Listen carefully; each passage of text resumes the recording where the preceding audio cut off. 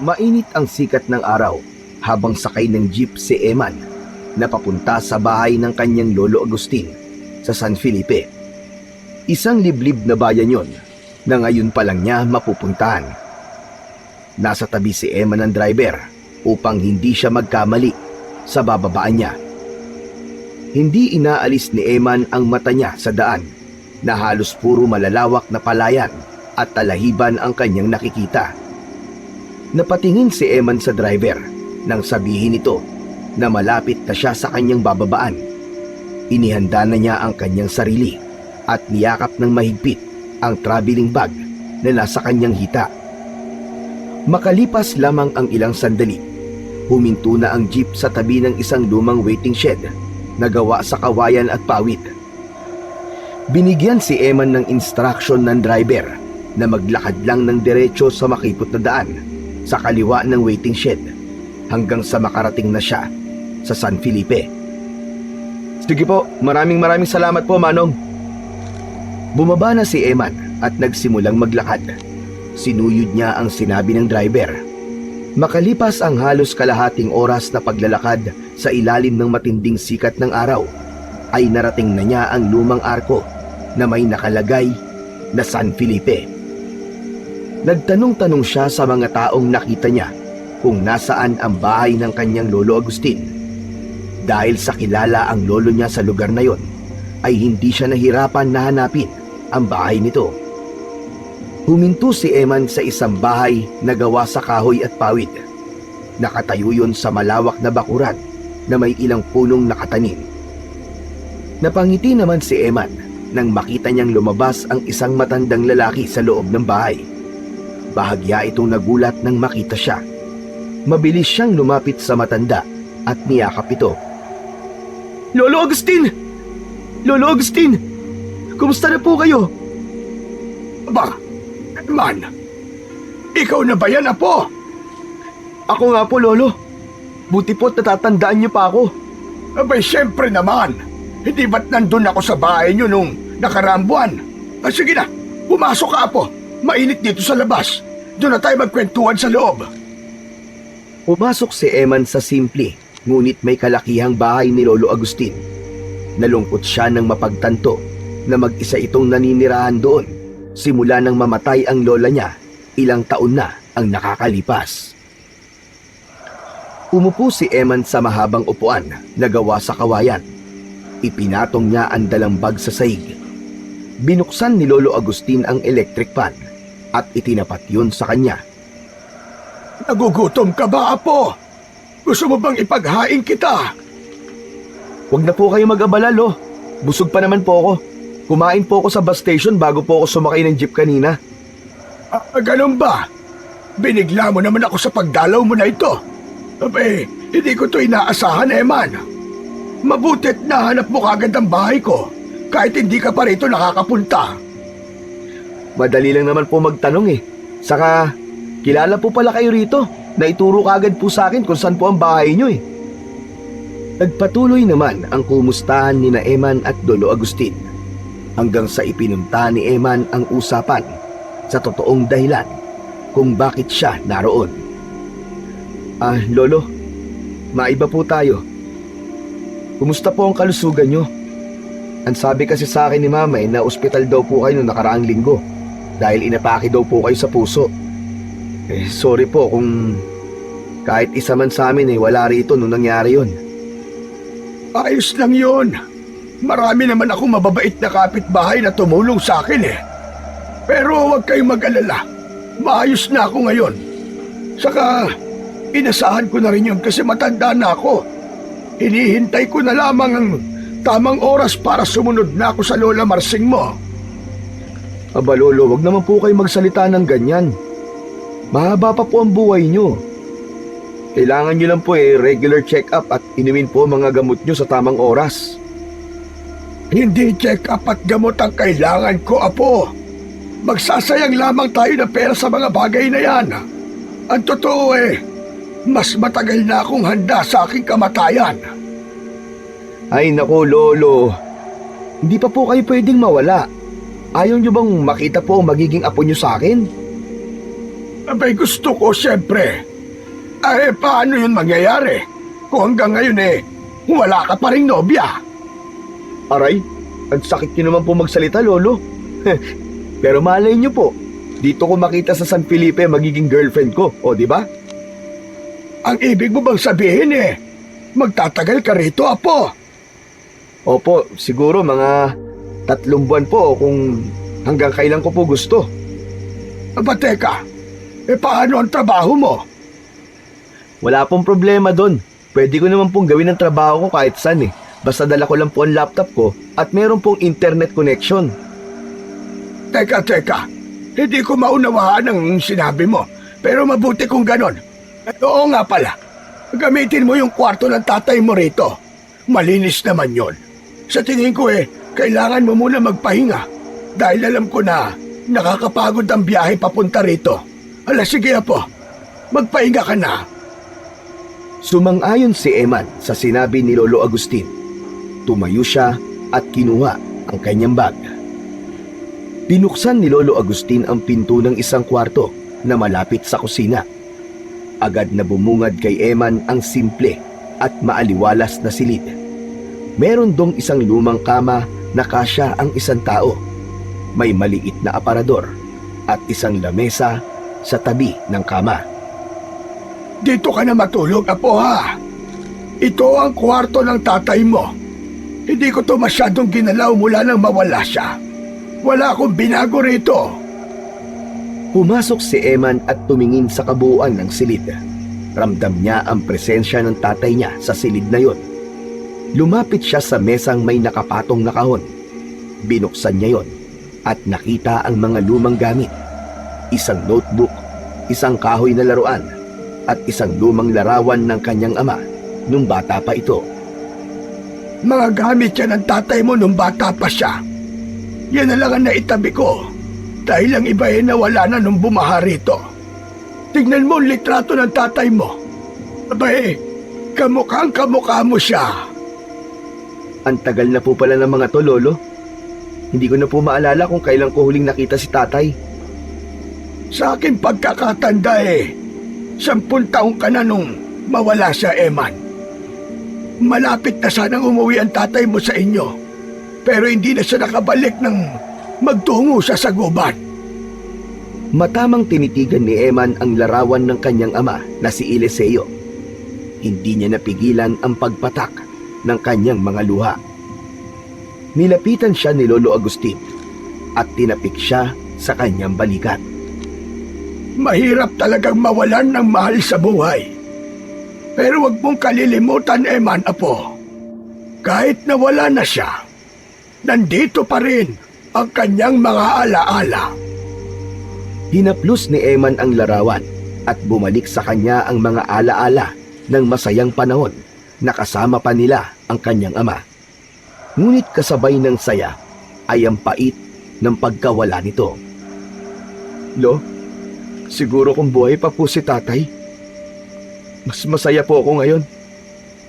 Nakita niya sana na nakakapag-provide na po ako sa pamilya namin dahil sa trabaho ko ngayon. Maraming bagay ang hindi natin kayang baguhin, Eman. Pero ang mahalaga ay patuloy tayong mabuhay habang binibigyan tayo ng pagkakataon ng ating Panginoon. Tahimik na tumango si Eman. Iniwan na siya ni Lolo Agustin sa silid upang makapagpahinga na. Ngunit sa oras na yon ay nahirapan siyang makatulog dahil bumalik sa kanyang isipan ang misteryosong pagkawala ng kanyang ama. Madilim na nang magising si Eman. Bumangon siya at lumabas ng kwarto. Nakita niya si Lolo Agustin na nagbabasa ng dyaryo sa kusina. At nang nakita siya nito, ay ibinaba nito ang hawak at sinabi na hinihintay lang siya nitong magising upang makapaghapunan na sila. Umupo na si Eman at napangiti siya nang ihain ni Lolo Agustin ang sinigang na baboy. Isa kasi yun sa paborito niyang ulam. Maya-maya pa ay pinagsaluhan na nila ang nakahain sa lamesa.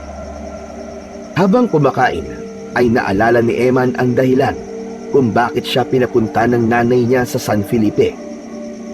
Panay ang tingin niya kay Lolo Agustin habang nag-iipon ng lakas ng loob na sabihin dito ang nais niyang sabihin. Lolo, naisip ko lang po, bakit hindi na lang po kayo sumama sa akin sa Maynila? Mas maaalagaan po namin kayo ron. Taka, marami po dong ospital. Kung sakali na may mangyari na naman kagaya ng nangyari sa inyo noong nakaraang linggo. Napahinto si Lolo Agustin sa pagkuha ng sabaw at tumingin kay Eman. Ayoko, Apo. Hindi na. Dito na ako sa San Felipe tumanda. Kaya dito ko rin gustong mamatay. Pero Lolo, mag-isa lang po kayo rito. Sa Maynila kasi kasama nyo kami ni Mama saka ng iba ko pang mga kapatid. Hindi po kayo mahihirapan doon. Alam ko po na mahirap mag-isa, Lo. Nag-aalala rin po kami para sa inyo eh. Lalo na po si Mama. Tama na! Tama na, Eman. Hindi mo ako mapipilit sa gusto mo. Sa baryo na ito umiikot ang buhay ko. At kung ang dahilan mo ng pagpunta rito ay para kumbinsihin akong umalis, ang mabuti pa bumalik ka na lang sa Maynila. Nagulat si Eman sa biglang pagtaas ng boses ng kanyang lolo. Teka Lo, teka. Wala naman po kaming masamang intensyon kung bakit mas gusto namin po na doon kayo sa Maynila. Ayaw lang po namin na mag-isa kayo rito. Sinabi ko ba sa'yo na nahihirapan ako? Maayos ang buhay ko rito. Kung nahihirapan ako, sana'y noon pa ako humingi ng tulong sa inyo. Hindi na sumagot si Eman. Ngunit hindi pa rin siya nawalan ng pag-asa na makukumbinsi niya si Lolo Agustin na iwanan ang San Felipe at sumama sa kanya pabalik sa syudad. Dahil sa walang telebisyon o kung anuman na pwedeng mapaglibangan, ay dumiretso na si Eman sa kwarto matapos ang hapunan. Hindi na rin niya tinangkang kausapin pa si Lolo Agustin dahil tila masama ang loob ng matanda sa kanya. Humiga siya sa lumang kama at tumingin sa kawalan. Pinilit ni Eman na pumikit, ngunit ang mukha ng kanyang lolo ang paulit-ulit na sumisiksik sa kanyang isipan. Naalala niya ang galit nito kanina sa hapagkainan at ang tinig nitong puno ng pagtanggi at matigas na paninindigan. Ay nako, bakit ba ang tigas ng ulo mo, Lolo? Para rin naman sa inyong kagustuhan namin na doon ka na lang sa Maynila. Tumayo siya mula sa kama at lumapit sa maliit na bintana ng kwarto. Mula roon, tanaw niya ang madilim na bakuran. Napailing siya habang pilit na iniintindi ang desisyon ng kanyang lolo. Kung nandito lang sana si Papa, baka siyang makakumbinsi kay Lolo Agustin na umalis na rito sa San Felipe. Ilang minuto rin na nasa tabi ng bintana si Eman bago siya bumalik sa pagkakahiga. Kinalma niya ang kanyang sarili. Nais niyang matulog na lang dahil ramdam pa rin niya ang pagod sa halos 10 oras na biyahe niya mula Maynila papunta ng San Felipe. Hindi nakaramdam ng pamamahay si Eman at nakalipas ang ilang sandali ay bumigat na ang talukap ng kanyang mga mata. Hanggang sa tuluyan na siyang nilamon ng antok. Ngunit sa halip na katahimikan, isang kakaibang panaginip ang dumalaw sa kanya ng gabing yun. Sa panaginip ni Eman ay gabi at nakatayo siya sa gitna ng isang malawak na gubat. Ang paligid ay balot ng malaulap na usok na nagmumula sa lupa at ang hangin ay malamig at mabigat. Nasa harapan niya ang isang malaking puno ng balete. Ang mga nakalawit na baging sa paligid nito ay tila mga galamay na handang sumakal sa sinumang lalapit doon. Naglakad si Eman papalapit sa puno ng balete. Tila may kung anong puwersa ang humihila sa kanya. Nang makalapit siya roon, ay biglang yumanig ang lupa. Ang balete ay nagsimulang gumalaw. Nabiyak yon sa gitna at mula roon ay unti-unting lumitaw ang mga nilalang na may nakakatakot na anyo. Malalaki ang mga mata ng mga yon, matutulis ang mga ngipin, at ang kanilang mga katawan ay balot ng nakakasulasok na itim na likido. Magkakasabay na lumabas ang mga yon sa gitna ng puno ng balete. Doon napagtanto ni Eman na mga aswang ang mga nilalang na yon. Sumugod ang mga aswang kay Eman. Humakbang siya paatras, ngunit hindi niya maintindihan kung bakit bigla siyang natigilan. Hindi siya makagalaw at bumilis ang tibok ng kanyang puso. Hanggang sa mula sa kung saan ay lumitaw ang isang lalaking pamilyar ang muka, si Eliseo, ang kanyang ama. Lumapit ito kay Eman na may hawak na isang makinang na espada na balot ng apoy. Inabot ni Eliseo ang espada kay Eman at nang mahawakan niya yun, ay nakaramdam siya ng kakaibang lakas na dumaloy sa buo niyang katawan. Tumayo siya ng tuwid at ang takot ay napalitan ng tapang. Tumalon ang isang aswang papunta kay Eman. Inihanda naman ni Eman ang sarili sa pakikipaglaban at mahigpit niyang hinawakan ang espada. Ngunit bago pa makalapit ang aswang sa kanya, ay naputol na ang panaginip niya at bigla siyang nagising. Habol ni Eman ang kanyang paghinga nang magising siya. Tinignan niya ang kanyang kamay at inasahan na makikita roon ng espada. Ngunit wala naman yun. Naihilamos niya ang mga palad sa kanyang muka. Itinanong niya sa kanyang sarili kung meron bang ibig sabihin ang panaginip niyang yon.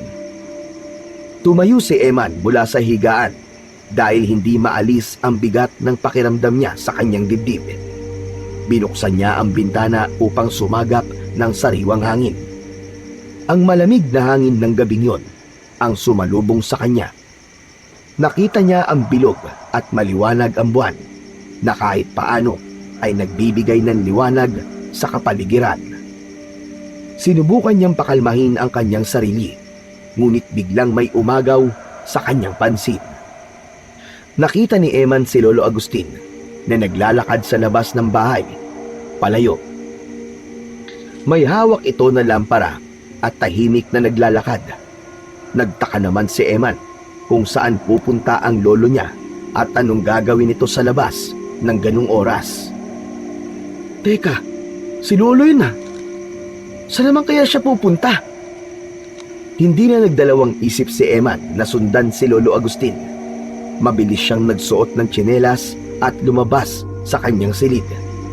Nang makalabas siya ng bahay, ay dahan-dahan niyang sinundan si Lolo Agustin na noon ay papunta na sa masukal na bahagi ng San Felipe.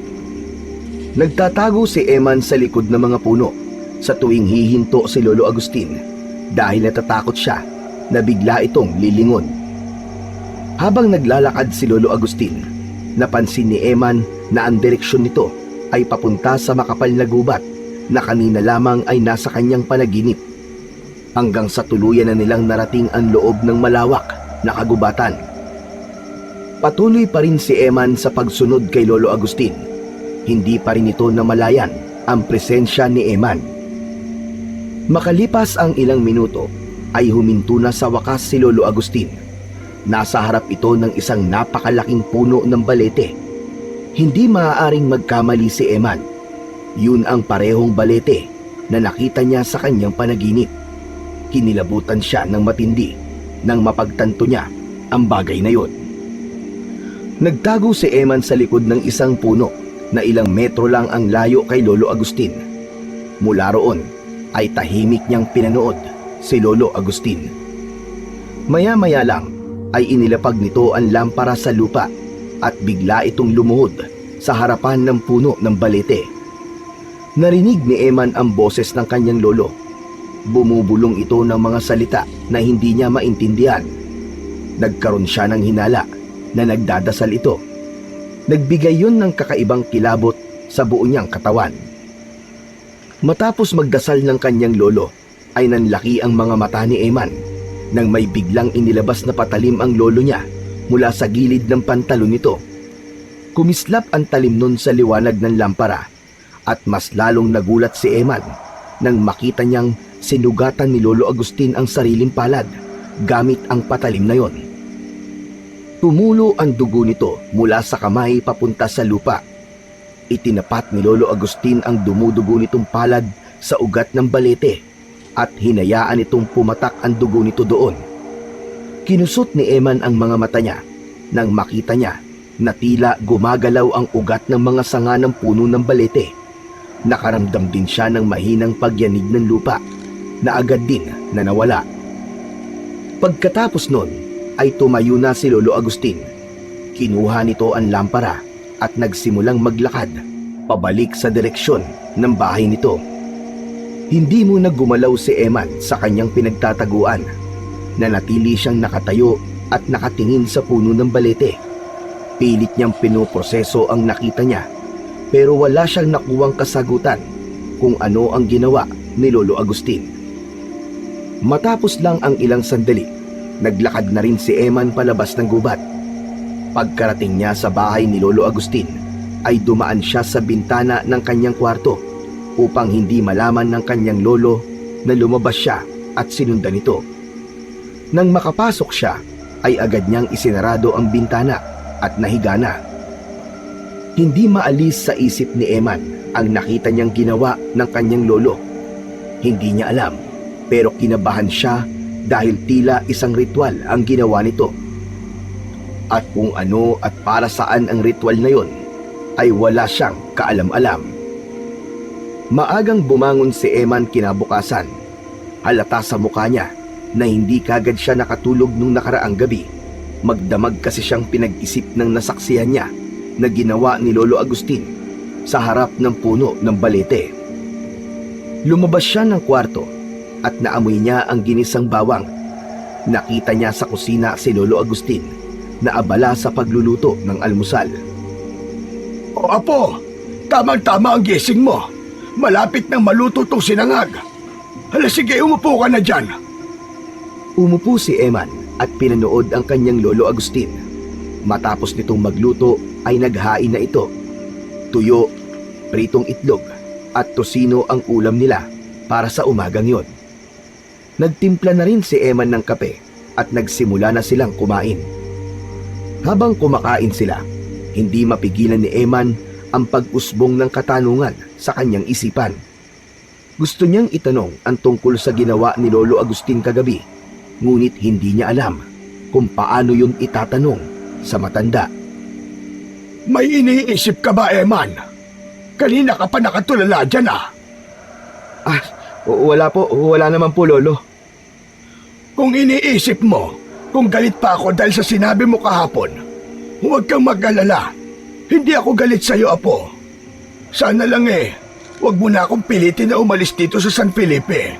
Dahil kahit anong sabihin nyo, ay hindi ko iiwan ang lugar na ito. Sige po, Lolo. Hayaan niyo po at hindi ko na po kayo kakausapin tungkol po sa bagay na yon. Irerespeto ko na lang po kung ano pong gusto nyo. Lo, maiba po ako. Delikado po ba sa gubat kung saan nawala si tatay? Sandaling natigilan si Lolo Agustin sa pagsubo. Tumingin ito kay Eman.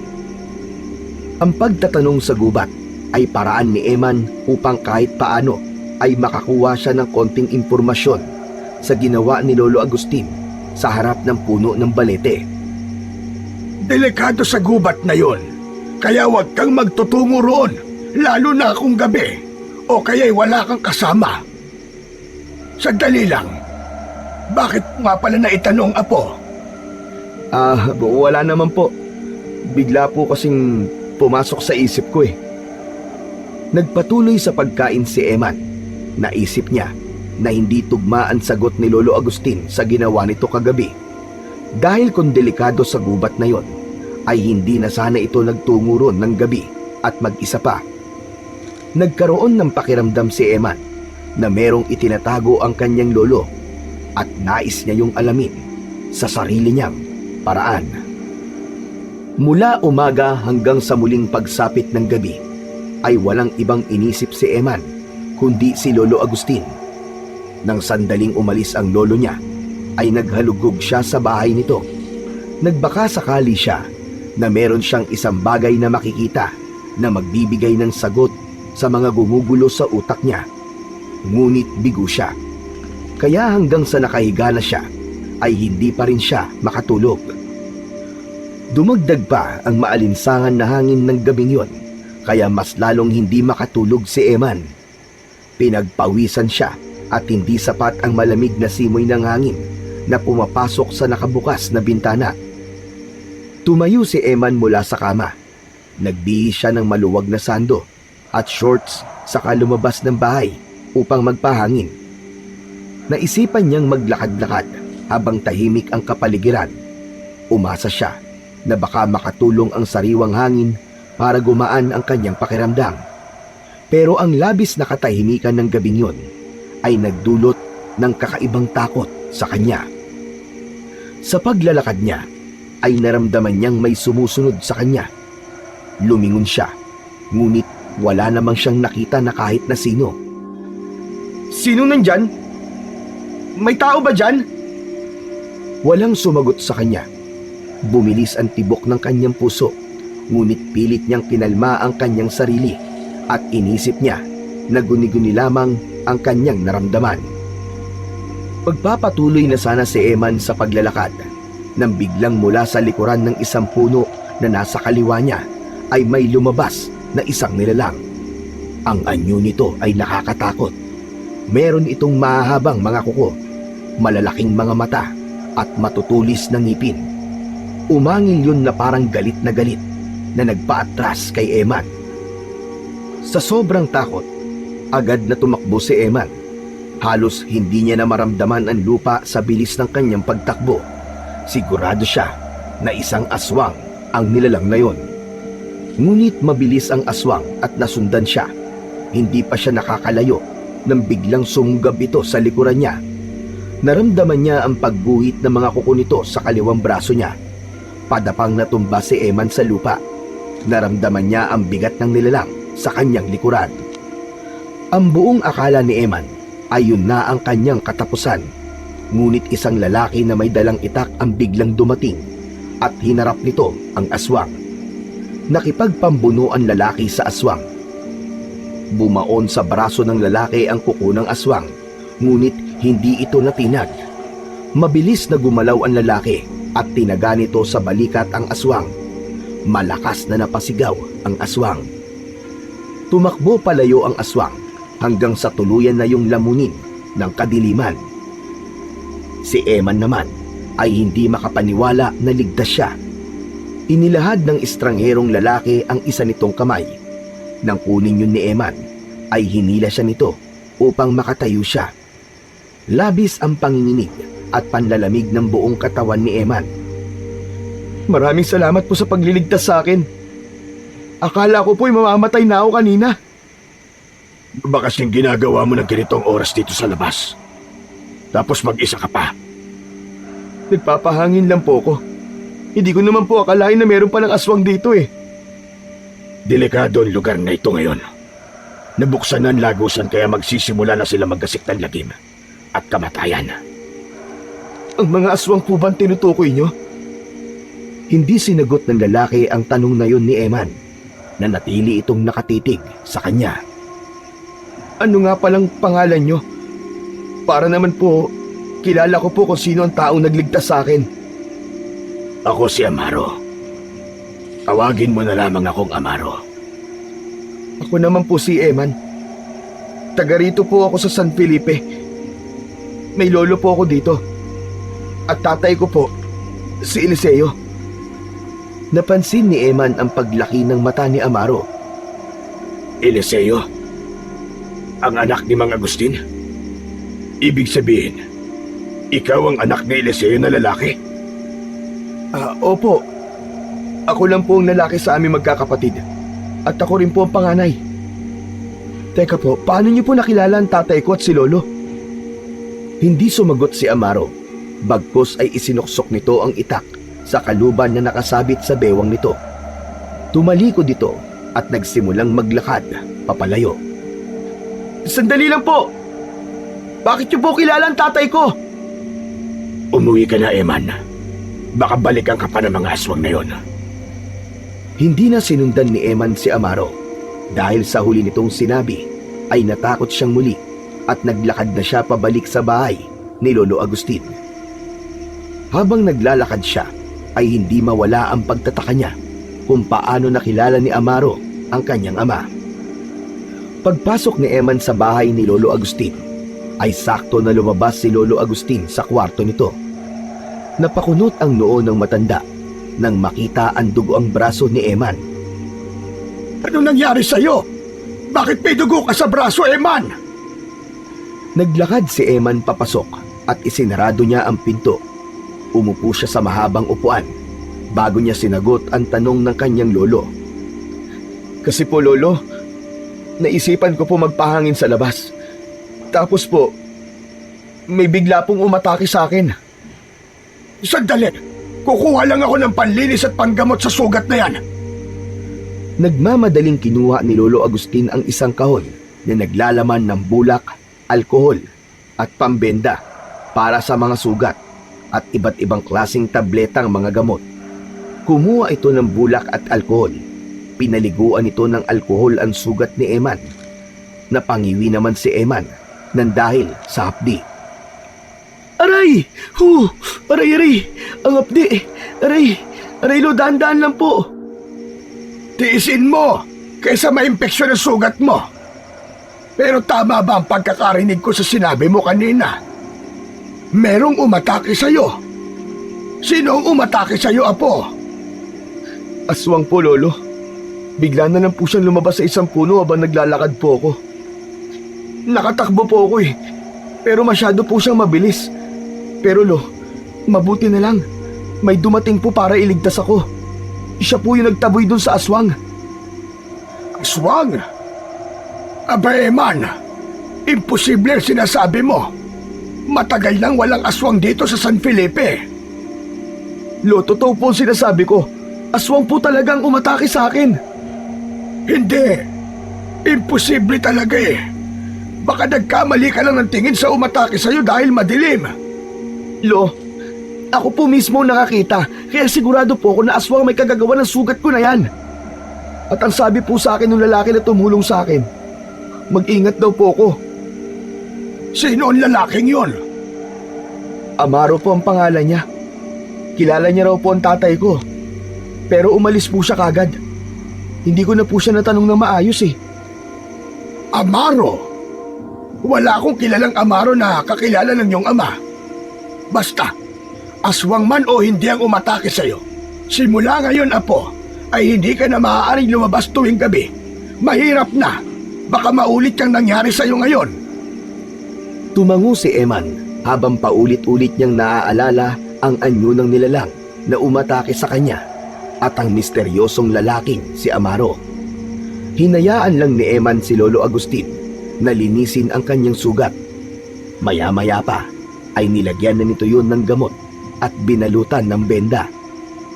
Nang dahil sa pangyayaring yon, ay nadagdagan patuloy ang mga katanungan na gumugulo ng gusto sa isipan ni Eman.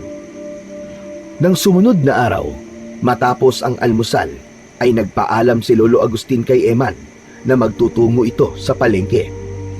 Naisipan ni Eman na sumama dahil wala naman siyang gagawin sa araw na yon. Pumayag naman si Lolo Agustin, kaya dalawa na silang nagtungo sa palengke ng San Felipe.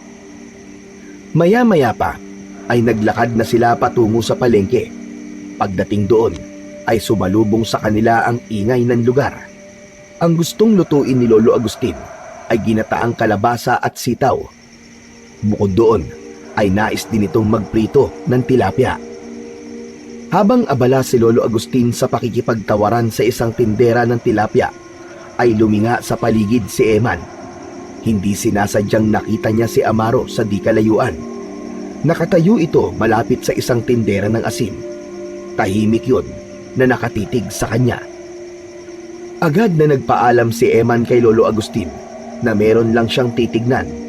Hindi na hinintay ni Eman ang sagot ni Lolo Agustin at mabilis siyang naglakad papunta kay Amaro. Ngunit bago pa man siya makalapit sa lalaki, ay bigla itong naglakad palayo sa kanya. Hindi na siya nagdalawang isip na habulin ito. Amaro! Mang Amaro, sandali lang po! Hindi huminto si Mang Amaro. Patuloy lamang itong naglakad hanggang sa marating nila ang isang bahagi ng palengke na malayo sa mga tao at tindahan. Biglang huminto si Amaro at lumingon kay Eman. Bakit mo ako sinusundan? Gusto ko lang pong malaman, Mang Amaro, kung paano niyo po nakilala ang tatay ko. Ang totoo niyan, Eman, matalik na kaibigan ko ang tatay mo.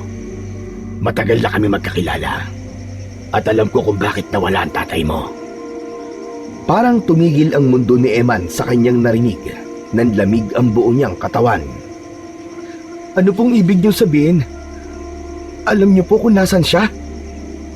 Hindi ito ang tamang lugar para pag-usapan natin ang bagay na yan. May mga matang maaaring nakamasid at tenga na maaaring makarinig. Mamayang gabi, sa puno ng balete sa gubat, doon tayo mag-usap. Doon ko sasabihin ang lahat ng nalalaman ko tungkol sa tatay mo. Siguro nga ay oras na para malaman mo ang katotohanan at hindi ko na ito maaaring itago sa iyo, Eman. Bago pa makasagot si Eman, ay tumalikod na si Mang Amaro at naglakad palayo. Naiwan si Eman na tulala at naguguluhan. Napapitlag naman si Eman nang marinig niya ang boses ng kanyang lolo na tinatawag siya. Eman! Kung saan-saan ka pa nagpupunta, halika na, tapos na tayo. Uuwi na tayo nang mailuto ko na ang mga ito. Nagmadaling lumapit si Eman sa kanyang lolo, ngunit sa kanyang isipan ay naglalaro ang misteryo sa mga sinabi ni Amaro. Kinagabihan, hindi agad nakatulog si Eman.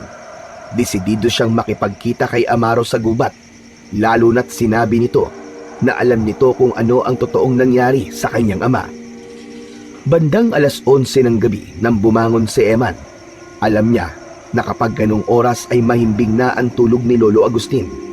Nagsuot siya ng jacket at kinuha niya ang kanyang cellphone na gagamitin niyang flashlight. Upang makasiguro, sumilip muna siya sa kwarto ni Lolo Agustin. Nakita niya na mahimbing nang natutulog ang kanyang lolo. Tahimik na lumabas ng bahay si Eman at ingat na huwag makalikha ng kahit na anong ingay. Pagkarating sa labas, huminga siya ng malalim at nagsimulang maglakad patungo sa gubat kung saan naroon ang puno ng balete. Malayo pa lang ay ramdam na ni Eman ang kakaibang presensya ng puno ng balete. Mabuti na lang at nagdala siya ng cellphone dahil kung hindi ay hindi niya makikita ang dinadaanan niya dahil sa sobrang dilim ng paligid. Pagdating niya sa puno ng balete ay nakita niya si Mang Amaro na nakatayo malapit sa puno. Malaki ang hakbang na lumapit si Eman kay Mang Amaro. Mabuti't dumating ka. Ang akala ko'y babaliwalain mo mga sinabi ko sa iyo kanina. Ayoko na po magpaligoy-ligoy. Ano po ang alam niyo sa tatay ko? Huminga ng malalim si Mang Amaro bago nagsimulang magpaliwanag. Ang tatay mo na si Eliseo ay hindi pangkaraniwang tao. Siya ang tagapagtanggol noon ng San Felipe laban sa mga aswang. Ano po? Paano pong tagapagtanggol? Noon pa man, marami ng aswang sa San Felipe dahil may isang lagusan na nag-uugnay sa mundo nila at sa mundo natin. Ang lagusan yon ay ang puno ng balete na ito. Ginamit ng tatay mo lahat ng kanyang lakas upang isara ang lagusan yon. Ibinuwis niya ang buhay niya upang tuluyang mapigilan ang mga aswang na makapasok sa ating mundo. Biglang sumikip ang dibdib ni Eman. Hindi niya inaasahan ang revelasyong yun tungkol sa kanyang ama. Pero kahit paano ay may naalis na tinik sa dibdib niya sapagkat alam niya na wala na talaga ang kanyang ama. Hindi gaya nun na umaasa pa siya na babalik pa ito. Kung ganun po, patay na po pala talaga ang tatay ko. Tama ka, Eman. Isinakripisyo niya ang sarili niyang buhay upang maisarado ang lagusan dahil kailangan ng isang buhay upang ito ay maselyuhan. Ngunit ngayon, muling nagbukas ang lagusan na yon. Pero, paano po ito nabuksan? Ang akala ko ba'y naisarado na ito dati ng tatay ko? Ang iyong lolo Agustin, nilinlang siya ng panaginip ni nagsasabing ang ritual na ginawa niya sa puno ng balete ang magbabalik sa buhay ng mahal niyang asawa. Meron totoo, ang ritual na yon ang muling magbubukas sa lagusan. Nanlaki ang mga mata ni Eman sa kanyang narinig. Bumalik sa alaala niya ang ritual na ginawa noon ni Lolo Agustin sa mismong harap ng puno ng balete. Hindi ko alam kung sino ang makapangyarihang aswang na nanlinlang sa lolo mo, Eman. Ngunit isang bagay ang sigurado ko. Kapag sumapit ang paparating na kabilugan ng buwan at naging pula ang kulay ng buwan, tuluyan ang magbubukas ang lagusan. At kapag nangyari yun, hindi na natin ito maisasara kailanman. Wala bang paraan, Mang Amaro, upang pigilan ang tuluyang pagbubukas ng lagusan? May paraan. Ngunit hindi ito madali. Kailangan mo sundan ang yapak ng iyong ama. Ikaw ang magiging bagong tagapagligtas ng San Felipe laban sa mga aswang. Ano? Ako po? Teka, bakit naman ako? Yun ay dahil ikaw ang nag-iisang anak na lalaki ni Eliseo. Nasa dugo mo ang kakayang harapin ang mga aswang. Ikaw lang ang may kakayang muling isara ang lagusan. Ngunit kakailanganin mo ng lakas, tapang at pananalig sa sarili. Pero paano po yun, Mang Amaro? Hindi ko po kaya makipaglaban sa mga aswang. Wala akong alam sa pakikipaglaban. Isa lang po ako normal na tao. Walang sino man ang ipinanganak na handa para sa ganoong gawain, Eman. Pero nasa dugo mo ang lakas ng iyong ama. At meron akong isang bagay na maaaring makatulong sa iyo. Sandaling lumayo si Amaro at nagtungo ito sa isang malaking bato sa hindi kalayuan. Mula sa likod ng malaking bato ay inilabas nito ang isang espada na natatakpan ng makapal na tela. Dahan-dahan itong inalis ang tela at sa unang pagkakataon ay nasilayan ni Eman ang isang malaking espada na sa unang tingin ay alam niyang matalas at mabigat. Ang hawakan nito ay yari sa matibay na uri ng bakal. Bumalik si Amaro sa harapan ni Eman at doon niya nakita ng mas malapit ang espada. Kinilabutan siya nang maalala niya kung saan niya yon unang nakita. Teka, ang espada na yan, nakita ko na yan sa panaginip ko. Isa yan sa patunay na ikaw talaga nakatakda na magmay-ari ng espadang ito. Hindi ito ordinaryong espada, Eman. Ito ang naging sandata ng iyong ama nung nakikipaglaban pa siya sa mga aswang. Pinanday ito ng mga diwata ng kagubatan. Nilikha nila ito upang maging sandata laban sa mga aswang. Hindi makapaniwala si Eman habang nakatingin sa espada. Tanging ang karapat-dapat lamang, Eman, ang makakapagpalabas ng tunay na kapangyarihan ng espada. At sigurado ko na ikaw yun, dahil anak ka ni Eliseo. Inabot ni Amaro ang espada kay Eman. Sa umpisa ay nag-aalangan pa si Eman, ngunit kinuha rin niya yon.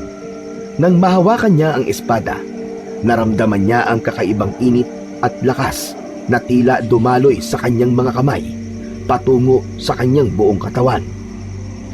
Teka, sandali. Ano po itong nararamdaman ko?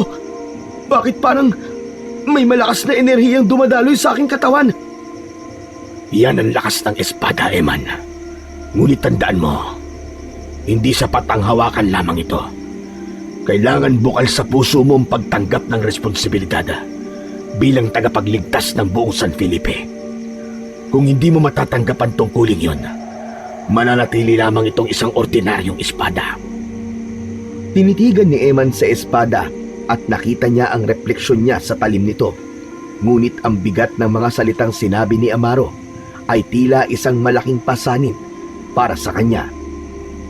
Mang Amaro, hindi ko po alam kung kaya ko. Hindi po ako katulad ng tatay ko. Natatakot po ako. Siguro po, sa iba niyo na lang po ibigay ang espadang to, Mang Amaro. Humakbang palapit si Amaro at inilagay ang kamay sa balikat ni Eman. Tapang ay hindi kawalan ng takot, Eman. Ang tunay na tapang ay ang pagkilos kahit natatakot ka. Ang iyong ama ay minsan ding nag-alinlangan, ngunit pinili niyang ipaglaban ang San Felipe. Pero nasa iyo ang desisyon kung tatanggapin mo ang espada o hindi. Isang mahabang katahimikan ang namagitan sa kanilang dalawa. Mahigpit na hinawakan ni Emman ng espada habang pilit na hinahanap sa kanyang sarili ang kasagutan. Napatitig si Emman sa malayo habang mataman na nag-iisip. Sa gitna ng katahimikan ay biglang nagbago ang ihip ng hangin. May naramdaman silang kakaibang lamig. Nang mapatingin si Emman sa balete, ay napansin niya na tila gumagalaw ang mga sanganod. Emman, mag-iingat ka. May paparating. Mula sa likod ng puno ng balete ay dalawang aswang ang dahan-dahan na lumabas. Humakbang si Amaro paunahan at inilabas nito ang isang itak na nasa tagiliran nito. Emman, sige, gamitin mo ang espada. Hindi pa man nakakagalaw si Emman nang biglang sumugod ang isang aswang. Sa hindi niya maipaliwanag na pangyayari, ay biglang gumalaw ng kusa ang katawan niya. Itinaas niya ang espada at isinanggayon sa matutulis na kuko ng aswang na muntik nang bumaon sa kanyang balat. Malakas niyang itinulak ang aswang na naging dahilan upang matumba ito sa lupa. Sumugod rin ang isa pang aswang. Umiwas si Emman sa pag-atake nito at matagumpay niyang nahiwa ng espada ang balikat ng aswang na nag-iwan ng malalim na sugat. Malakas na umatungal ang aswang ng dahil sa sakit, ngunit hindi ito umatras. Sa bawat galaw ni Emman ay merong bumubulong sa kanyang isipan. Isang boses na nagtuturo sa kanya kung paano niya gagamitin ang espada.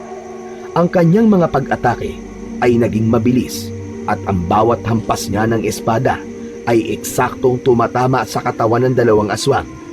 Pakiramdam ni Emman ay biyasa na siya sa pakikipaglaban, kahit yun pa lang ang unang beses na ginawa niya yon. Sumugod ng sabay ang dalawang aswang, ngunit mas handa na si Emman. Ang unang aswang ay pinabagsak niya sa pamamagitan ng isang mabilis na hiwa sa binti nito. Ang pangalawa naman ay tinamaan niya sa dibdib na naging dahilan upang ito ay umatras.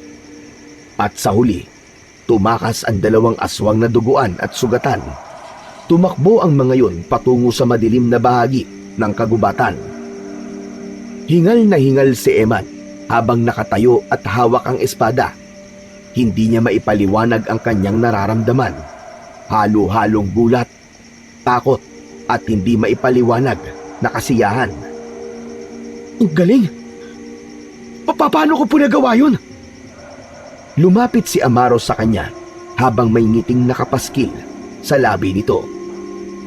Sinasabi ko naman sa'yo, ang espada na yan ay hindi basta-bastang sandata, Emman. Tanging ang tunay na tagapagligtas lamang ang maaaring maglabas ng ganong kapangyarihan mula riyan. Ikaw ang pinili ng espada at ipinakita mo kanina kung bakit ikaw talaga ang karapat-dapat. Nagawa mong gamitin ang espada kahit wala kang ginawang pagsasanay. Ibig sabihin, ikaw at ang espada ay iisa. Napatitig si Emman sa espada. Ang liwanag nito ay tila humihinga na parang sinasabi sa kanya na siya ang nararapat na maging bagong tagapangalaga nito. Isang mainit na hangin ang tila yumakap sa kanya. Pamilyar sa kanya ang yakap na yon. Hinding-hindi niya yun maaaring makalimutan dahil ganoon ang pakiramdam niya sa tuwing niyayakap siya ng tatay niya nung bata pa siya. Napapikit si Emman upang pigilan ang luhang magbabadyang kumawala sa kanyang mga mata. Habang nakapikit, ay nakita niya sa kanyang isipan ang imahe ni Eliseo. Nakangiti yun sa kanya at sinabi nito na siya ang pag-asa ng San Felipe. Bago ito nawala, ay sinabi nito na huwag siyang mag-alala dahil palagi itong nasa tabi niya. Bumukas ang mga mata ni Emman. Muli siyang tumitig sa espada na sa sandaling yun ay parang mas maliwanag pa kesa kanina. Napabuntong hininga siya at tumingin kay Amaro na tahimik na nakatingin sa kanya. Tinatanggap ko na po, Mang Amaro. Tinatanggap ko po ng bukal sa aking puso ang pagiging bagong tagapagligtas ng San Felipe laban sa mga aswang. Isang ngiti ng kasiyahan at pag-asa ang lumitaw sa muka ni Mang Amaro. Tumango ito bilang pagtugon.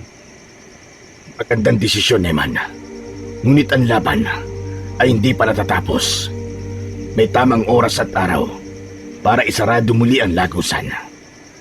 Sa susunod na kabilugan ng buwan, magiging pula ang buwan na yon. At yun ang tamang pagkakataon upang isarado ang lagusan sa puno ng balete. Ano ang kailangan po nating gawin sa oras na yun? Kailangan nating magsagawa ng isang ritual sa ilalim ng pulang buwan. Ngunit Eman, upang maisarado ang lagusan, may kailangan magbuwis ng buhay. Nagulat si Eman sa kanyang narinig. Ano po? Bakit kailangan pang gawin yun? Dahil yun ang ginawa ng iyong ama nung unang maselyuhan ang lagusan. Isinakripisyo niya sarili niyang buhay. Nang dahil sa kanya, naging tahimik ang buong San Felipe sa loob ng maraming taon.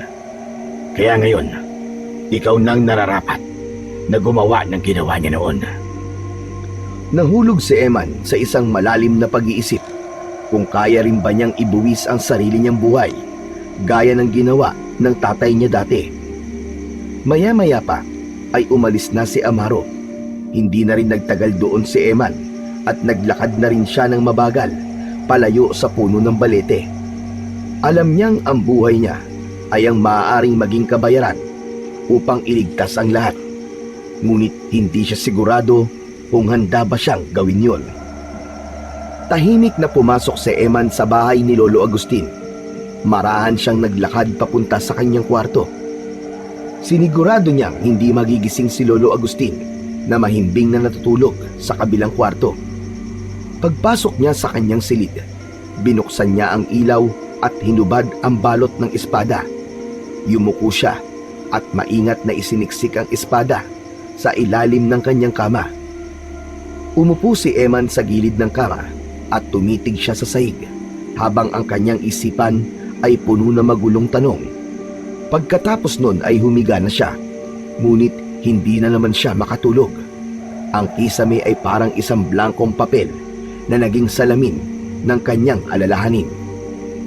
Bumaling si Eman sa dingding at ang bigat ng kanyang iniisip ay lalong dumoble nang maisip niya ang kanyang Lolo Agustin. Si Lolo, ginawa niyang ritual dahil gusto niyang mabuhay muli si Lola. Paano ko sasabihin sa kanya na hindi yun totoo? Naninilang lang siya ng makapangyarihang aswang upang buksan ang lagusan ng mga aswang sa puno ng balete. Napapikit si Eman, tila naramdaman niya ang mararamdaman ni Lolo Agustin sa sandaling malaman nito na hindi na mabubuhay ang namatay nitong asawa dahil sa ritual na ginagawa nito sa puno ng balete. Alam niya na kapag sinabi niya yun dito, ay guguho ang pag-asa nito na muli nitong makakasama ang lola ni Eman. Bumuntong hininga si Eman at ipinikit ang kanyang mga mata. Ngunit kahit na anong pilit niyang makatulog, ang bigat ng kanyang bagong tungkulin ay hindi mawala-wala sa kanyang isipan. Ilang gabi ang lumipas na naghintay si Eman ng tamang pagkakataon na magagamit niya ang espada. Ngunit sa ilang gabing lumipas ay walang pag-atake ng aswang sa San Felipe. Hanggang isang gabi, mahimbing na natutulog si Eman, ngunit bigla siyang napabalikwas. Napalinga siya dahil parang may tumatawag sa kanya. Isang malalim na boses na parang nasa loob ng kanyang ulo. Makalipas lamang ang ilang sandali, ay bumaba siya sa kama. Naramdaman ng talampakan niya ang malamig na sahig. Yumuko siya upang silipin ang ilalim ng kama. Nagulat siya nang makita ang espada. Bahagyayong nagliliwanag. Tila hinila si Eman ng espada. Nanginginig ang kanyang kamay nang abutin niya yun.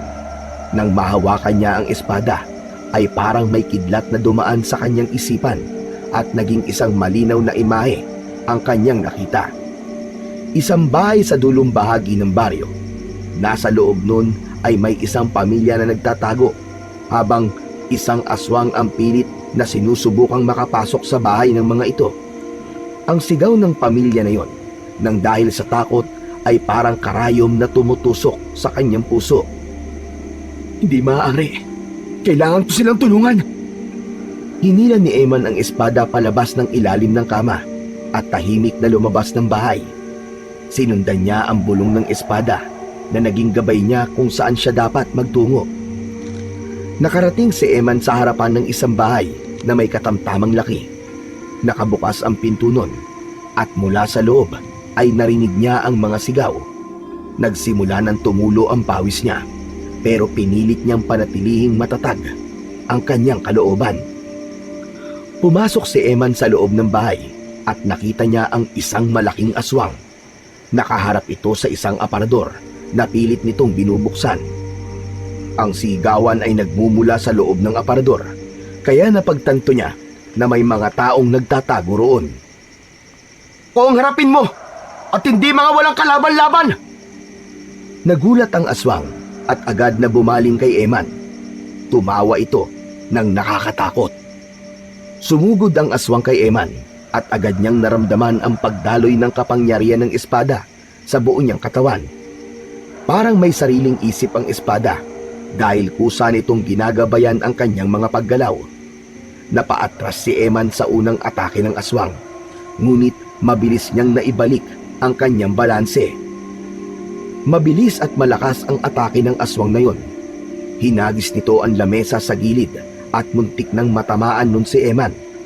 Mabilis siyang sumugod at tinaga ito sa balikat. Malakas na umangil ang aswang. Hindi pa rin natapos ang pag-atake ni Eman. Itinarak niya ang espada sa dibdib ng aswang. Nang hugutin ni Eman ang espada sa katawan ng aswang, ay lumabas mula sa sugat nito ang maitim na usok.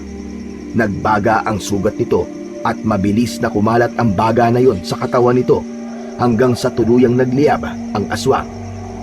Nagwala ang aswang at bago pa tuluyang kumalat ang apoy sa katawan nito, ay hinila niya na ang aswang at itinapon sa labas ng bahay. Mas lalong lumaki ang apoy na kumain sa aswang hanggang sa tuluyan na yung bumagsak sa lupa at naging abo.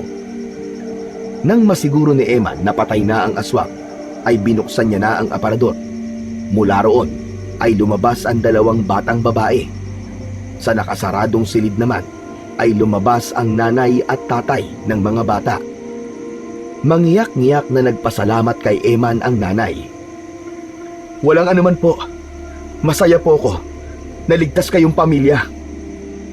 Tumalikod na si Eman at nang nasa labas na siya ay naramdaman niya ang panginginig ng kanyang katawan. Hindi dahil sa takot, kundi dahil sa kakaibang lakas na dumadaloy sa kanya. Kakaibang kasiyahan din ang bumalot sa kanya ng mga oras na yon dahil sa nagawa niyang kabutihan. Sa pagkakataon na yon ay naintindihan na niya kung bakit pinili ng kanyang ama ang maging tagapagligtas ng San Felipe. Tahimik na naglakad pa uwi si Eman, dala ang espada. Hindi pa rin siya makapaniwala na nagawa niyang talunin ng aswang sa kabila ng kawalan niya ng karanasan sa pakikipaglaban. Habang papalapit sa bahay ni Lolo Agustin, ay nakasalubong niya si Amaro. Huminto si Eman sa kanyang paglalakad. Mahusay, Eman. Nakita ko ang ginawa mo at pinahanga mo ko sa iyong kabayanihan. Maraming salamat po sa espada, Mang Amaro. Hindi ko po yun magagawa kung hindi ko po ito hawak. Pero kailangan mo maging masanda, Eman. Malapit na ang pulang buwan. At habang papalapit ito, mas lalong lumalaki ang lagusan sa puno ng balete. Mas maraming aswang ang sasalakay, mas malalakas, at mas mababagsik. Hindi lang isang pamilya na sa panganib, kundi ang buong San Felipe. Handa ako, Mang Amaro. Kahit ilan pa po sila, kahit gaano pa po sila karami, ay ipagtatanggol ko po ang San Felipe. Mabuti kung ganon, Eman. Ngunit hindi lang lakas ang kailangan sa labanang ito. Ang puso mo magiging susi upang magtagumpay ka.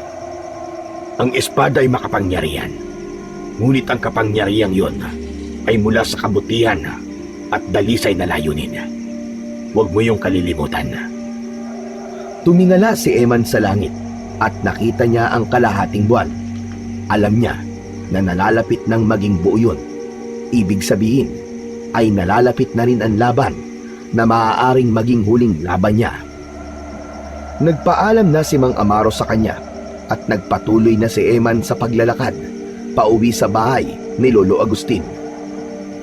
Nang sumunod na araw ay maagang nagising si Eman. Paglabas niya ng kwarto ay inasahan niya na nagluluto na ng pagkain si Lolo Agustin. Ngunit hindi niya nakita ang kanyang lolo. Wala pa ring pagkain ang nakahain sa lamesa. Napakunot naman ang noo ni Eman nang may marinig siyang nagbubuhos ng tubig sa likod ng bahay. Agad siyang nagtungo roon at nakita niya si Lolo Agustin na naglalaba. Nang lapitan niya ang kanyang lolo ay mas lalo siyang nagtaka dahil puro damit na pambabae ang nilalaban nito. "Lolo, kanino po mga damit ang mga yan?" Saglit na tumigil si Lolo Agustin sa pagkusot ng isang bestida at tumingala ito kay Eman na may ngiti sa labi nito. Nalalapit na ang araw, Apo. Malapit nang bumalik ang lola mo. Ang gusto ko, kapag nagkita ulit kami, maayos ang lahat. Malinis ang bahay at handa ang mga damit niya. Hinilabutan si Eman. Ramdam niya ang matinding pananabik ng kanyang lolo sa paniniwala nito na muling mabubuhay ang asawa nito. "Pero lolo, patay na po si lola, di ba? Paano po siyang babalik dito?" May mga bagay dito sa mundo na mahirap paniwalaan. Pero totoo. At isa na riyan ang muling pagkabuhay ng iyong lola. "Lolo, sigurado po ba kayo na babalik si lola?" Sigurado ako. Magugulat ka na lang isang araw ay kasama na natin siyang muli rito sa ating bahay. May lungkot sa mga mata na tiningnan ni Eman ang kanyang lolo. Hanggang sa sandaling yun ay hindi pa rin niya alam kung paano sasabihin dito na ang ritual na ginagawa nito ay hindi para buhayin ng asawa, kundi upang buksan ang lagusan ng mga aswang na unti-unti nang naghahasik ng lagim sa buong San Felipe. Huminga ng malalim si Eman at pilit nang umiti. Naisip niyang suportahan na lang muna ang kanyang lolo sa kung ano ang nais nitong paniwalaan. "Sige po, lolo. Tutulungan ko na lang po kayo sa paglalaban ng mga damit ni lola." Ala sige, salamat naman. Medyo hindi na rin kasi ako makapagkusot na maayos dahil mahina na akong pumiga. Ang gusto ko kasi talaga malinis sa mga damit ng lola mo sa pagbabalik niya. Humila ng isang bangko si Eman at sinimulan na niya ang pagtulong kay Lolo Agustin sa paglalaba. Nagdesisyon si Eman na paghandaan ng gusto ang nalalapit na pagsapit ng pulang buwan. Alam niya na hindi magiging madali para sa kanya ang gabing yon, kaya hindi siya pwedeng maging kampante kahit pahawak niya ang isang makapangyarihang espada. Tuwing umaga, pagkatapos ng almusal, ay nagpapaalam siya kay Lolo Agustin na mamamasyal lang. Pero ang totoo nun ay nagtutungo siya sa gubat, dala ang espada upang magsanay sa pakikipaglaban. Ginawa niya yon kahit mag-isa lang siya at walang gabay ng kahit na sino. Gumawa si Eman ng sarili niyang galaw at uri ng pag-atake na alam niyang magagamit niya sa pakikipaglaban sa mga aswang.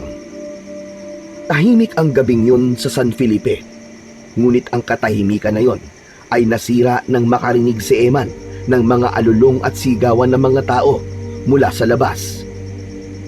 Napabalikwas si Eman mula sa kanyang pagkakahiga. May kilabot na bumalot sa kanyang buong katawan. Agad niyang kinuha ang espada mula sa ilalim ng kama. Sa kanyang paglabas ng kwarto ay nakita niya si Lolo Agustin na halatang nagising rin mula sa ingay. "Saan ka pupunta? At saan mo nakuha ang espadang yan?" "Saka na po ako magpapaliwanag, Lolo. Mukhang sumasalakay na po ang mga aswang." Sinubukan pang pigilan ni Lolo Agustin si Eman, ngunit mabilis siyang lumabas upang saklolohan ang mga nangangailangan ng gabi na yon.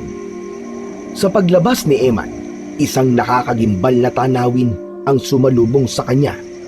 Maraming aswang ang nasa San Felipe. Inaatake ng mga yun ang mga tao at may ilan na pumapasok sa mga bahay. Hindi alam ni Eman kung ano ang una niyang gagawin. Sandali siyang nag-isip at pinakiramdaman niya kung ano ang nais ng espada. Sa isang bahay, nakita ni Eman ang isang aswang na nagtatangkang buksan ng bintana gamit ang matutulis nitong mga kuko. Sumisigaw ang mga tao sa loob ng bahay at ang sigaw na yon ang naging hudyat kay Eman upang kumilos na. Tumakbo siya ng mabilis papunta sa aswang at hinampas niya ang espada sa braso ng aswang. Napasigaw ang aswang nang maputol ang mga braso nito. Isang saksak sa dibdib ang tuluyang tumapos sa buhay ng aswang na yon. 2 aswang pa ang sumugod.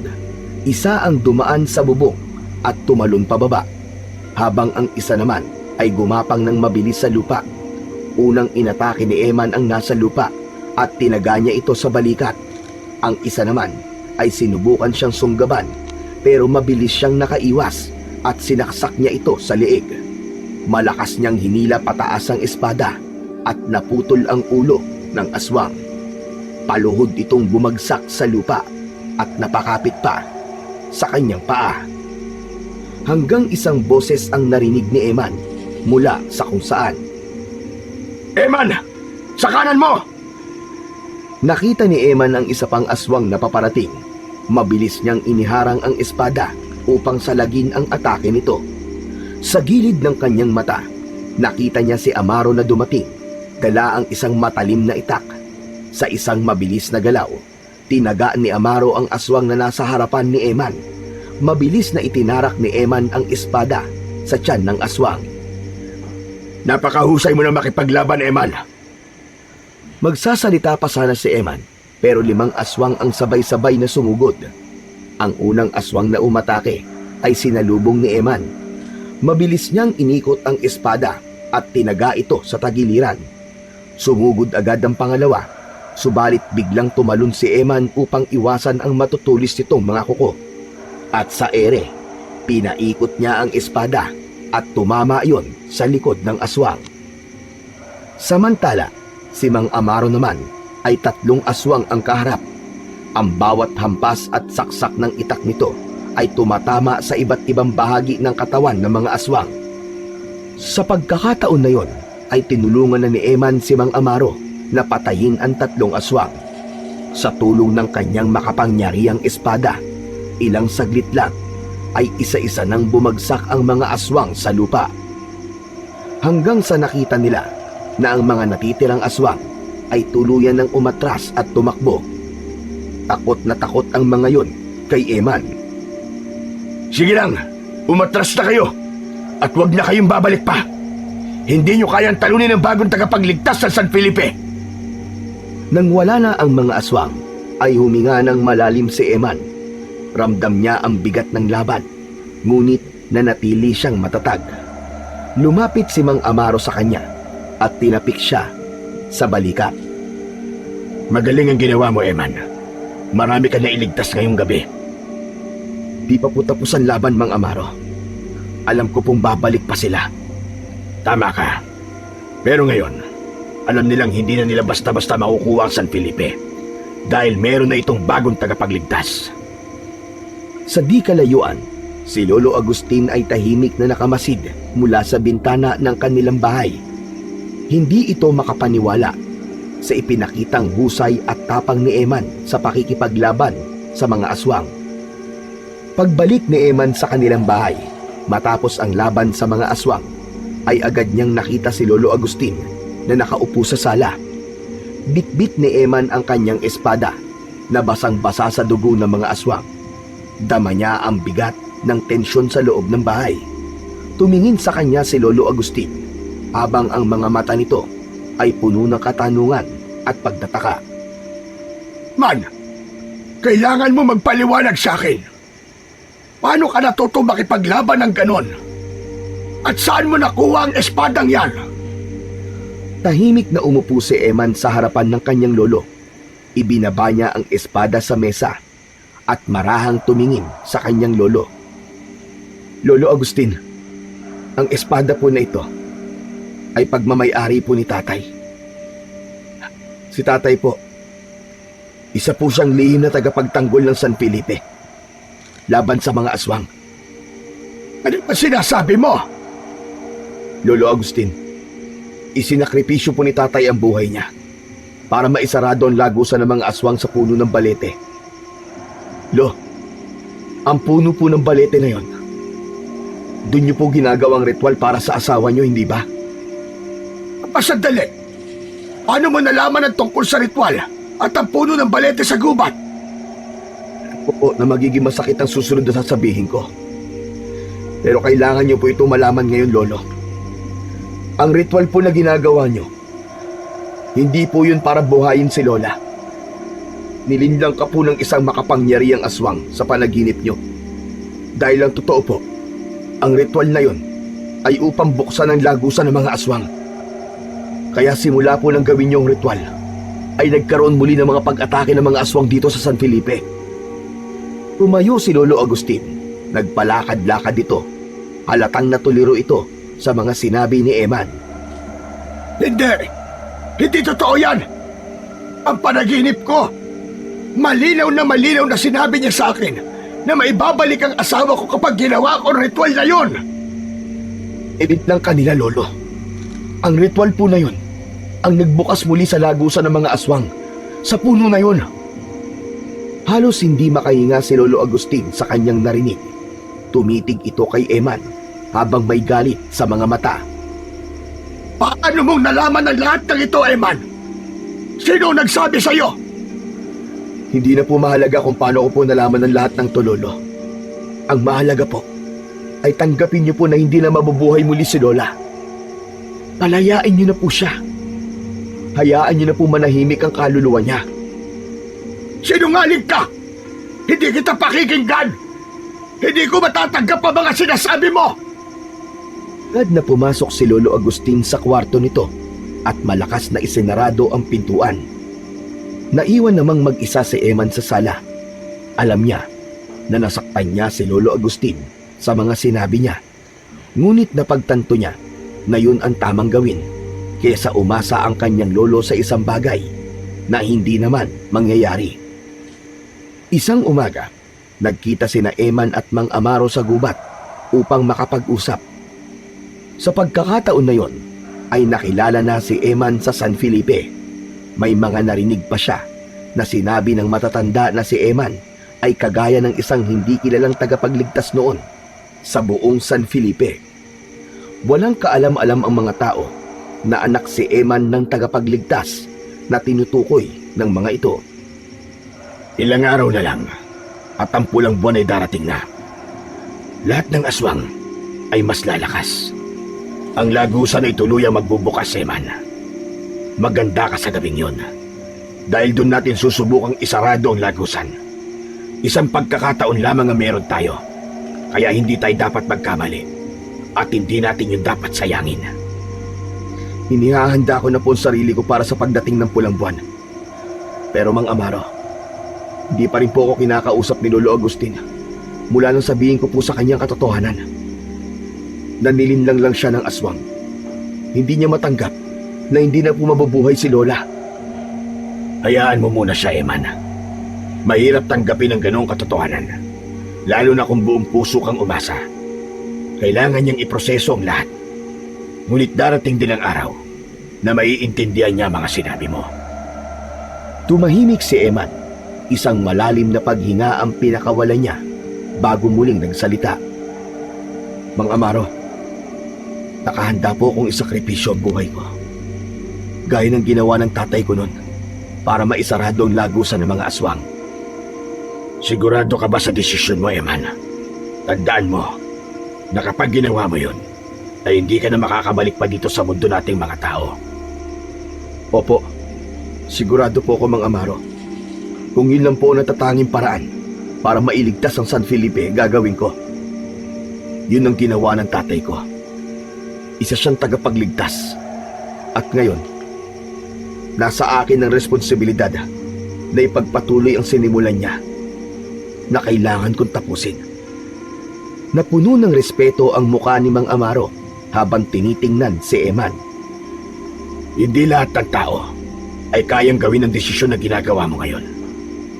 Pinahanga mo ko, Eman. Talagang ang anak ka ni Eliseo. May isa lang akong hihilingin sa'yo. Kapag wala na ako, ikaw na ang bahala kay Lolo Agustin. Siguraduhin niyo pong ligtas siya at aalagaan mo siya. Pinapangako ko sa iyo, Eman.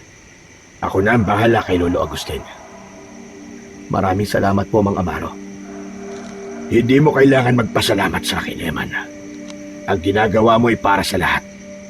Isa kang tunay na bayani, gaya ng iyong ama. Napatingala si Eman sa kalangitan at sinalubong ang kanyang mga mata ng matinding sikat ng araw.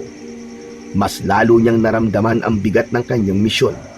Ngunit sa kabila nun, ay alam niyang yun ang tamang gawin para sa kaligtasan ng mas nakararami. Hanggang sa sumapit na ang gabing hinihintay ni Eman.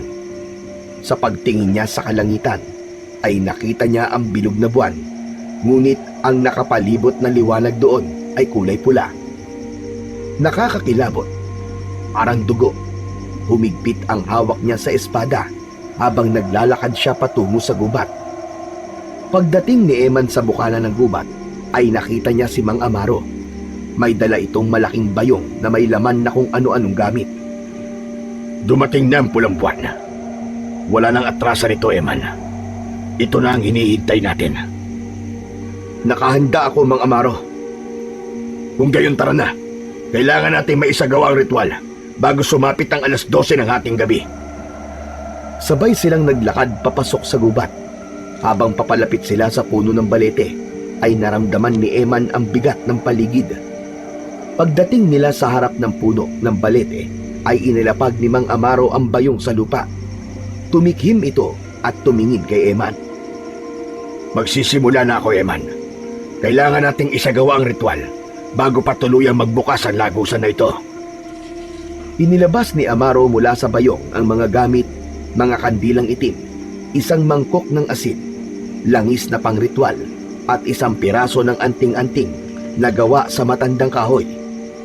Eman, ikaw ang magbabantay sa paligid. Sigurado kong pipigilan tayo ng mga aswang. Kapag dumating sila, protektahan mo ako habang ginagawa ko ang ritual. Hindi pwede magambala ang ritual na aking gagawin. Ako po ang bahala sa kanila. Hindi ko hahayaan na masira nilang ritual. Sinimulan na ni Amaro ang paghahanda. Pinwesto nito ang mga kandila sa paligid ng puno ng balete at sinindihan ang mga yon.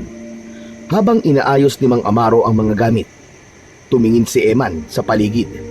Bigla niyang narinig ang kaluskos mula sa likuran ng mga puno. Sinimulan na ni Mang Amaro ang ritual. Tumayo ito sa harap ng puno ng balete at iniangat ang anting-anting sa hangin. Binasa nito ang mga sinaunang salitang nakasulat sa luma at sirang papel na hawak nito. Samantala, nakabantay naman si Eman kay Mang Amaro. Alerto siya at panay ang linga sa paligid. Maya-maya pa ay biglang kinilabutan si Eman. Isang malamig na hangin ang gumapang sa kanyang likod at ang balahibo sa kanyang braso ay tumindig. Napansin niyang parang gumagalaw ang mga anino sa paligid ng puno ng balete na para bang may mga mata na nakatingin sa kanila mula sa dilim. Isang malakas na kaluskos mula sa kaliwa ang bumasag sa katahimikan. Lumitaw ang unang aswang mula sa likod ng makapal na puno. Malaki ang katawan nun at matulis ang mga kuko. Sumunod ang dalawa pa, tapos tatlo, hanggang sa naging isang buong kumpul ng aswang ang nagpakita. Ang ilan sa mga yon ay gumagapang sa lupa na parang mababangis na hayop. Sa isang iglap, sumugod ang unang aswang. Ang matatalas nitong kuko ay sumunggab kay Eman. Umatras siya ng mabilis, sabay hampas ng espada. Tumama yon sa leeg ng aswang. Bumagsak ang katawan nito sa lupa, ngunit hindi na siya nagkaroon ng pagkakataon upang magpahinga. Dalawa pang aswang ang sumugod mula sa magkabilaang panig. Umikot si Eman at halos magkasabay na tumama ang talim ng espada sa katawan ng dalawang aswang na agad na ikinamatay ng mga yon. Hindi kayo makakalapit! Hindi niyo mapipigilan ang ritual! Habang nakikipaglaban si Eman, ay patuloy lang si Mang Amaro sa pagsasagawa ng ritual. Ang hangin sa paligid ng puno ng balete ay lalong bumigat at ang lupa ay tila humihinga. Ang liwanag ng pulang buwan ay mas naging matindi. 3 aswang ang magkakasabay na sumugod kay Eman. Tumakbo siya at tumuntong sa isang ugat ng puno ng balete.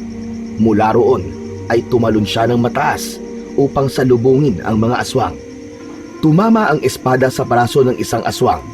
Mabilis niyang sinaksak sa leeg ang isa pa at ang isa naman ay hinati niya ang katawan sa dalawa. Ngunit tila hindi nauubos ang mga aswang.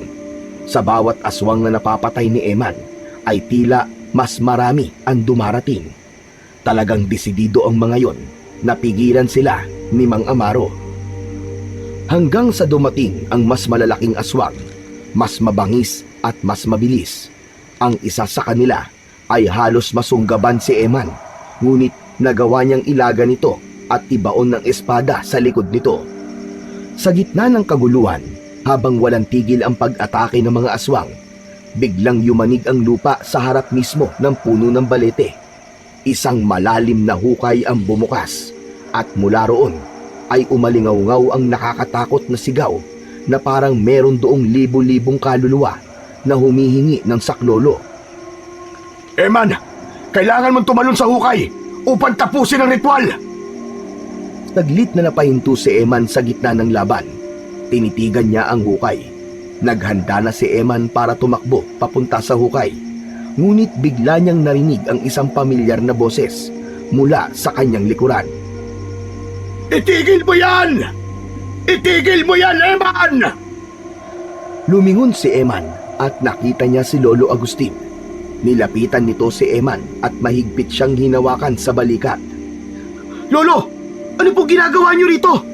Delikado po rito! Eman, ako ang dapat magsakripisyo at hindi ikaw!